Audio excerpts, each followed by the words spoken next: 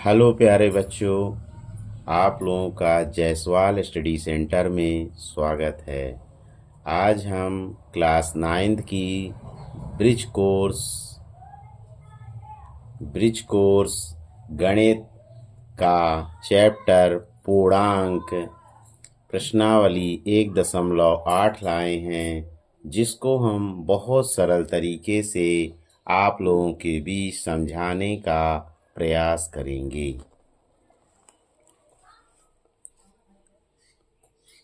पूर्ण संख्याओं में ऋणात्मक संख्याएं जैसे -1, -2, -3 शामिल करने पर पूर्णांक बनते हैं।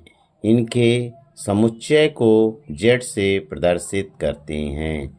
z बराबर -3, -2, -1, 0, 1, 2, 3 डैश अनंत तक।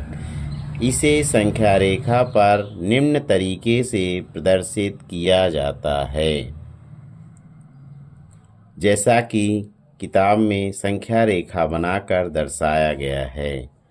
धनात्मक पूर्णांक वे पूर्णांक जिनके पहले धन चिन्ह होता है या कोई चिन्ह नहीं होता है, जैसे 1, 2, 3।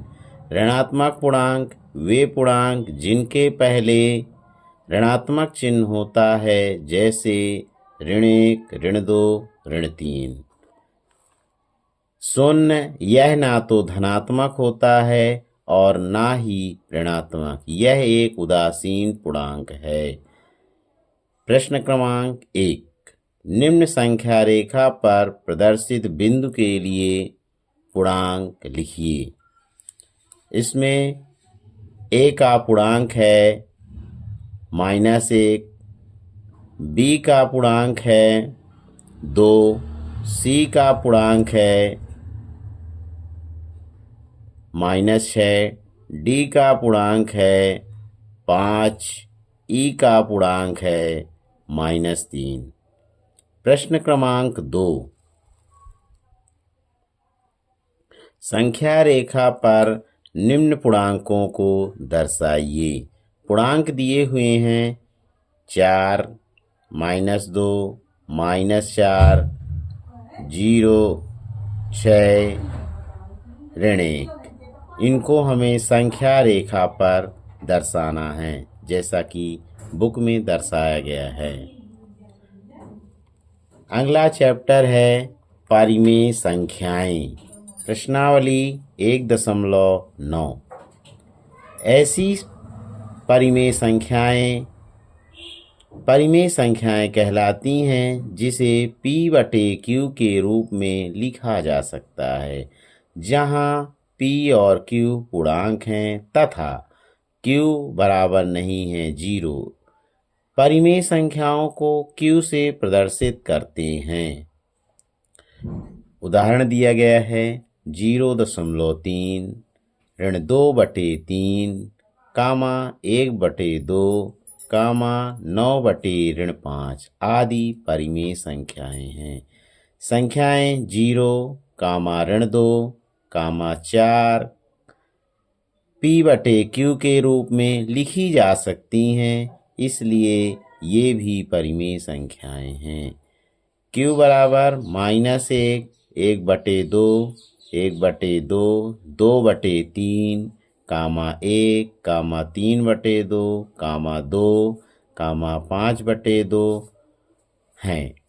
किन्हीं दो परिमेय संख्याओं के मध्य अपरिमित परिमेय संख्याएं होती हैं। ये क्वेश्चन कई बार पेपर में पूछा जाता है। प्रश्न क्रमांक 1, सत्य लिखिए। प्रश्न क्रमांक 1 है 1/2 एक परिमेय संख्या है। सही है। प्रश्न क्रमांक 2, दो परिमेय संख्याओं के मध्य केवल 2 परिमेय संख्याएं होती हैं। असत्य है। ठीक। प्रश्न क्रमांक 3, 3/5 एक परिमेय संख्या है। सही है। चौथा प्रश्न है 2 एक परिमेय संख्या नहीं है। असत्य है। 0/19 एक परिमेय संख्या है, सत्य है। आगे बढ़ते हैं। चैप्टर का नाम है अपरिमेय संख्याएं और प्रश्नावली 1.10।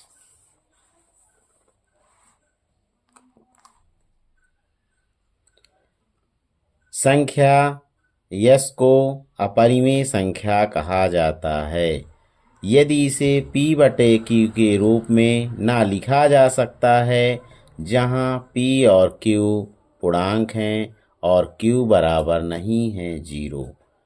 √3, √7, पाई, √2, 0.1, 0.1, 0.01, 0.00 डैश डैश इत्यादि, ये सभी संख्याएं अपरिमेय संख्याएं कहलाती हैं। प्रश्न क्रमांक 1, सत्य असत्य लिखिए।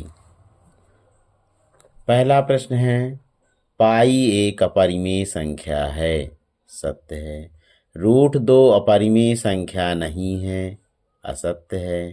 √5 एक अपरिमेय संख्या है, सत्य है। √7 एक अपरिमेय संख्या है, √7 एक परिमेय संख्या है, सत्य है। प्रश्न क्रमांक 5, अपरिमेय संख्याओं को p/q के रूप में लिखा जा सकता है, जहां p और q पूर्णांक हैं, जहां q बराबर नहीं है 0। तो हम ऊपर ही हेडिंग में पढ़ चुके हैं कि जहाँ संख्या यस को अपरिमेय संख्या कहा जाता है और इसे हम p/q के रूप में नहीं लिखा जा सकता, तो इसमें कहता है लिखा जा सकता है, तो असत्य होगा।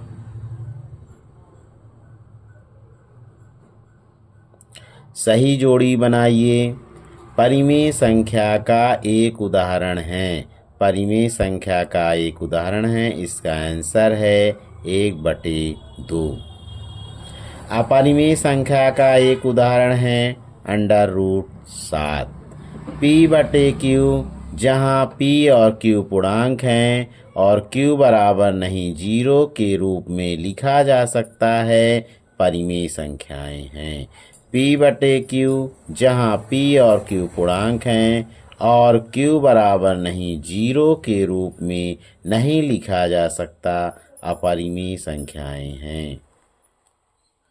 प्रश्न क्रमांक 3, बताइए कि नीचे दी गई संख्याएं अपरिमेय संख्याएं हैं या नहीं। तो √2 अपरिमेय संख्या है, पाई अपरिमेय संख्या है, √4 परिमेय संख्या है, √49 परिमेय संख्या है और 0.4141 डैश डैश अपरिमेय संख्या है। अगला चैप्टर है वास्तविक संख्याएं, प्रश्नावली 1.11। सभी परिमेय और अपरिमेय संख्याओं को एक साथ लेने पर वास्तविक संख्याओं का संग्रह प्राप्त होता है, जैसे 3, 0, 1, 5, 3/2 और √5 इत्यादि वास्तविक संख्याएं हैं। वास्तविक संख्याओं को संख्या रेखा पर दर्शाया जा सकता है। प्रश्न क्रमांक 1, सत्य असत्य लिखिए। 3 एक वास्तविक संख्या है, सत्य है। √7 एक वास्तविक संख्या नहीं है, असत्य है। परिमेय और अपरिमेय संख्याओं का संग्रह वास्तविक संख्याएं कहलाता है, सत्य है। 1/2 एक अपरिमेय संख्या है, असत्य है। पाई एक परिमेय संख्या है, असत्य है। आगे बढ़ते हैं।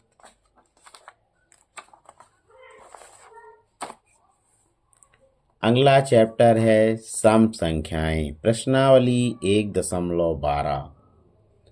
जिन संख्याओं में 2 का पूरा पूरा भाग चला जाता है सम संख्याएं कहलाती हैं। जैसे 2, 4, 6, 8।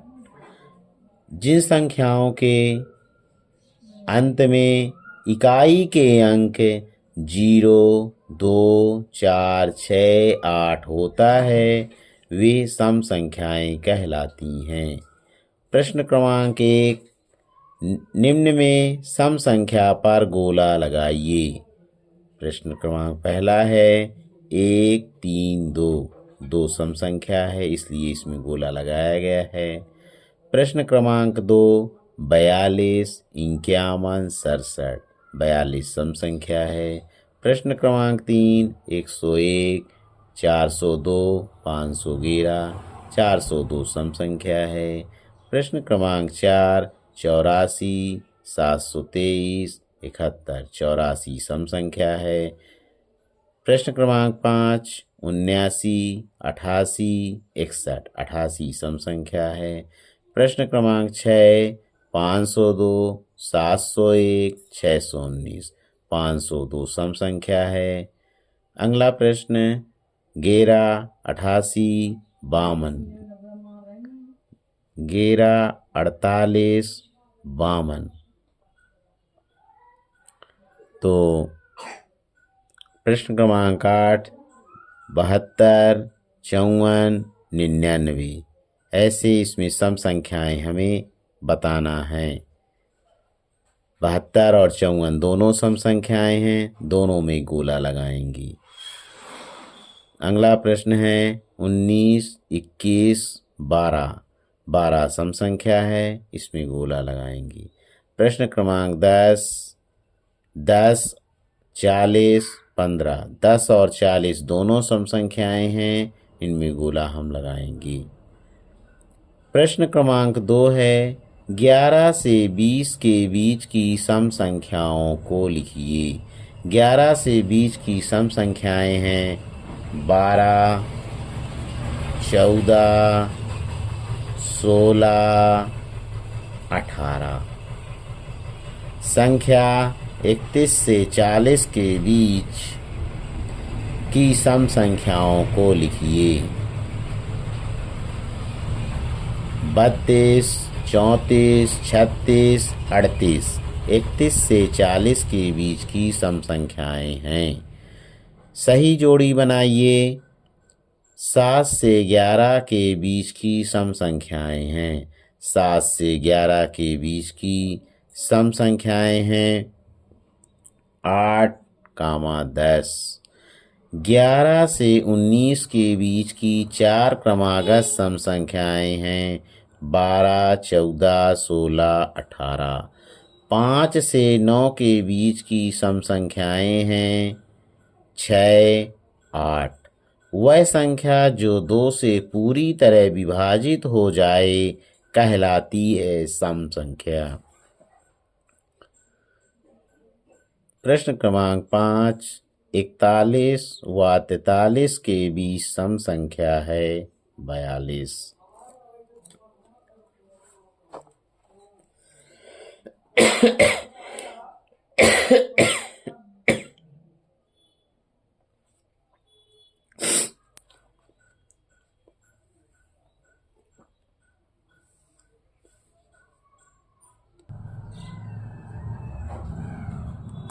अगला चैप्टर है विषम संख्याएं।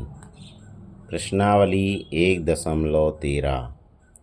जिन संख्याओं में 2 का पूरा पूरा भाग नहीं जाता है विषम संख्याएं कहलाती हैं। जिन संख्याओं के अंत में इकाई के अंक 1, 3, 5, 7 या 9 होता है वे विषम संख्याएं होती हैं। जैसे 1, 3, 5, 7, 9, 11, 13, 15, 17, 19, 21। प्रश्न क्रमांक 1। पहला नंबर है निम्न विषम संख्याओं पर गोला लगाइए। पहला है 15, 21, 62। 15 और 21 दोनों विषम संख्याएं हैं। प्रश्न क्रमांक 2, 71, 78, 5। 71 और 5 दोनों विषम संख्याएं हैं। प्रश्न क्रमांक 3, 92, 101, 42। 101 विषम संख्या है।